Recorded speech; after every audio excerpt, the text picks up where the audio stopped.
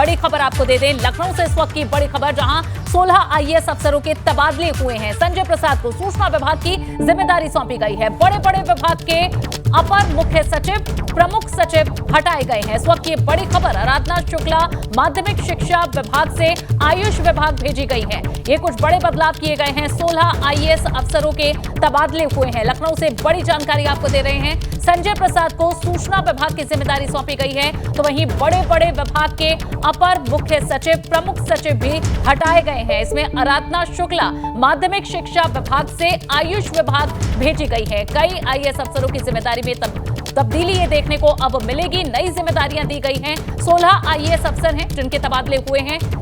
इस वक्त की बड़ी खबर, संजय प्रसाद को सूचना विभाग की जिम्मेदारी सौंपी गई है, तो वहीं आराधना शुक्ला माध्यमिक शिक्षा विभाग से आयुष विभाग भेजी गई है।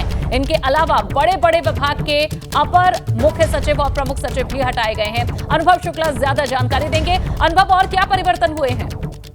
देखिए, बिल्कुल देर रात में बड़े प्रशासनिक फेरबदल उत्तर प्रदेश में किए गए हैं। खासतौर से अगर हम बात करें तो जो विभागों के अपर मुख्य सचिव थे, प्रमुख सचिव थे, उनके विभाग बदल दिए गए हैं। और खासतौर से आप देखिए, जिस तरीके से अमित मोहन प्रसाद अपर मुख्य सचिव थे स्वास्थ्य विभाग में, उनको उनके विभाग से हटाया गया है और अब उनकी जगह पारसारथी सिंह शर्मा, जो कुछ समय पहले ही केंद्रीय प्रतिनियुक्ति से लौटे हैं, उनको प्रमुख सचिव बनाया गया। तो बड़ा फेरबदल, आपको याद होगा जब तबादलों में गड़बड़ी हुई तो जिस तरीके से उप मुख्यमंत्री ब्रजेश पाठक ने चिट्ठी लिखकर उनसे जवाब मांगा था, और उसके बाद से ही ये कवायद मानी जा रही थी, ये चर्चा थी कि उनको हटाया जाएगा। और आखिरकार जब कल देर रात जारी हुई तो अमित मोहन प्रसाद को अब अपर मुख्य सचिव चिकित्सा स्वास्थ्य से हटाकर अब सूक्ष्म, लघु, मध्यम निर्यात प्रोत्साहन में भेजा गया है। अमित मोहन प्रसाद लंबे समय से, तकरीबन 3 वर्षों से उसी पद पर बने हुए थे और तमाम सारी शिकायतें भी इनके खिलाफ थी। उसके बाद आपने देखा किस तरह से कई जगहों पर तो लोकायुक्त ने इनसे नोटिस से जवाब मांगा।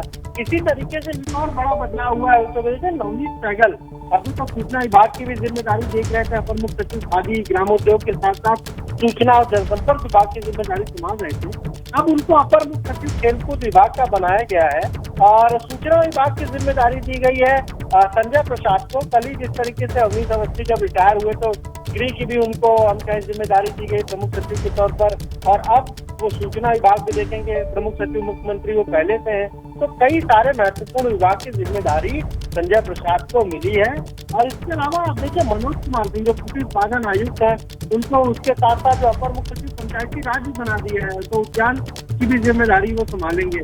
इसी तरीके से आप देखिए, अगर दीपक आराधना शुक्ला माध्यमिक शिक्षा में लंबे समय से थी, फिर तमाम सारे कहा जा रहा था कि शायद वो माध्यमिक शिक्षा विभाग से हटेंगी और अब उन्हें अपर मुख्य सचिव आयुष विभाग में भेजा गया है, वहाँ उनको जिम्मेदारी दी गई है।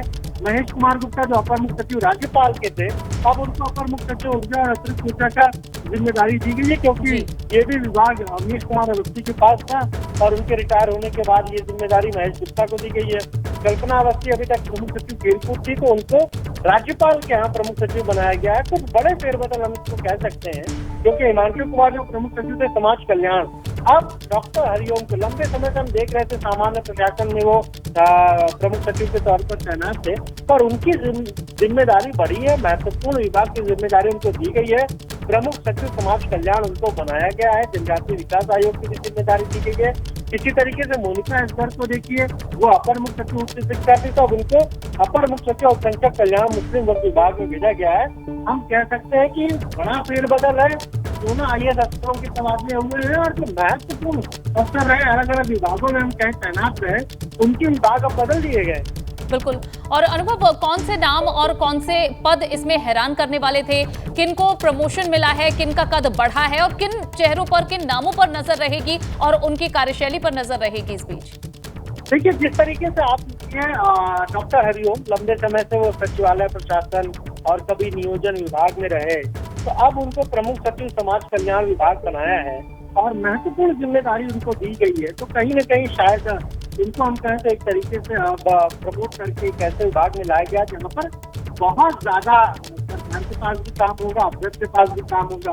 आप अमित मोहन प्रसाद को देखिए, ताकतवर अफसर के रूप में जाने जाते रहे उत्तर प्रदेश में, और जब आप कहिए, हमने तो पिछले योगी वन में भी देखा अमित मोहन प्रसाद कितने ताकतवर रहे, जी। जो स्वास्थ्य मंत्री तब थे, जयप्रताप सिंह उनको बात भी नहीं करते थे अपर मुख्य सचिव से। तो अमित मोहन प्रसाद को उनके विभाग से हटाया जाना भी एक बड़ा फेरबदल है।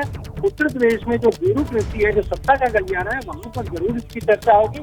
हालांकि इसके संकेत तो पहले से ही मिल रहे थे, जब उप मुख्यमंत्री ने चिट्ठी लिखकर इनसे खुद पूछा था, और ये भी तमाम सारी जो जांची हुई कमेटियां बनी, उन्होंने भी अपनी रिपोर्ट जो सौंपी होगी उसमें कहीं न कहीं कमी अमित मोहन प्रसाद की भी रही होगी। तबादलों में गड़बड़ियां हुई, जिनका निधन हो चुका था उनका तबादला तक हो गया, कहीं कहीं तो एक व्यक्ति का 2-2 जगह तबादला हो गया, बहुत गड़बड़ियां थी।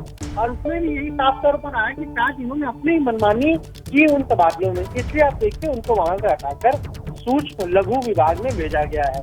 एक और महत्वपूर्ण तबदला हमें जरूर हम कहेंगे बदलाव है, वो नवनीत सहगल का है, क्योंकि वो आप देखिए योगी वन में भी उन्होंने सूचना विभाग की पूरी जिम्मेदारी संभाली, फिर लंबे समय तक वो रहे उसी विभाग में, और अखिलेश यादव की सरकार हो, मायावती की सरकार हो, सब जगह उन्होंने सूचना विभाग की जिम्मेदारी संभाली।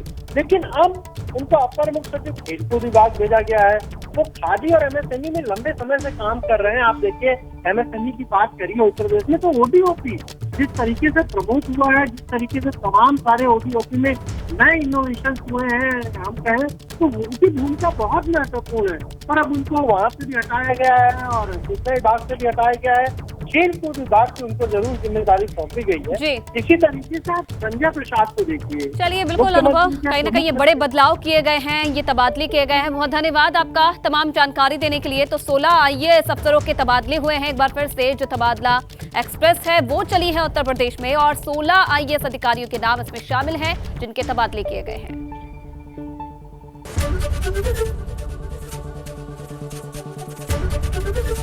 एबीपी गंगा, खबर आपकी, जुबान आपकी।